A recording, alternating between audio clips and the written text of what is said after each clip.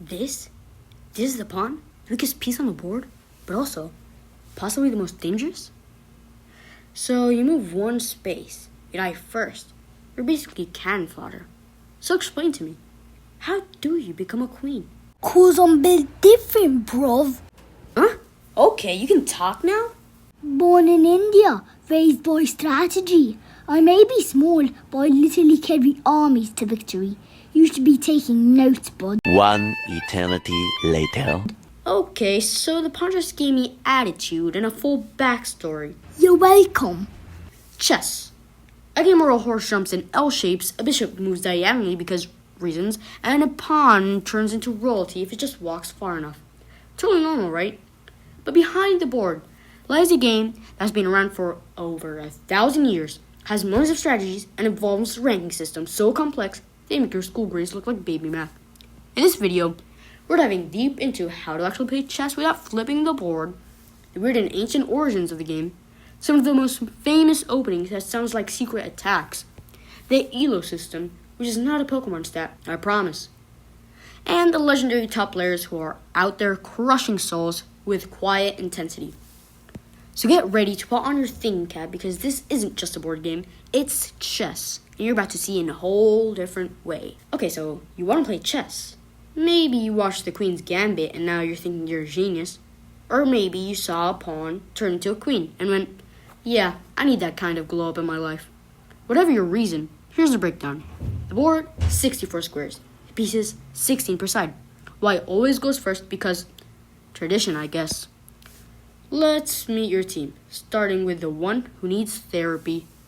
The king. Moves one square in any direction. Power level, like 1 out of 10. But lose him, game over. So treat him like your phone is at 2% battery. Keep him alive at all costs. Then the queen. Oh, she's the drama. She moves in any direction as far as she wants. Basically a GPS with no speed limits. If you lose her early, say goodbye to your confidence. Bishops. The only move diagonally. Yeah, the game's that's extra. 2 of them, each one stays in its color forever. They're like that one friend who refuses to cross the street unless the crosswalk is white. Rooks move up, down, left, right, straight lines. No nonsense. Total boss moves.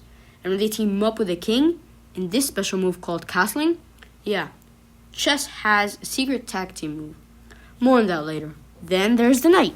Moves in an L shape, not a straight line, not a diagonal, a literal L. And it's the only piece that can jump over others. Basically, the parkour kid of the chessboard. And finally, the pawns. There are 8 of them. They move forward one space at a time. Boring. Nope. Because if one makes it to the other side of the board, they can transform into a queen. Yes, a pawn can become the most powerful piece in the game. No spellbooks, no XP grinding, just walk all the way and boom. So how do you win? It's all about putting the king in checkmate, which means he's under attack and there's no way to escape. You don't need to capture all the pieces, you don't need to flip the board in rage, just trap the king and the game ends. Boom, brains over brawn. Now that you know how to move the army, let's talk about where this ancient game even came from. Because yeah, it wasn't invented by nerds in a basement. It has a wild origin story, and it's older than your maths teacher's dad's dad. And no, it's not going to be explained by me, but it is going to be explained by my friend Barhumi, who you will hear about later on.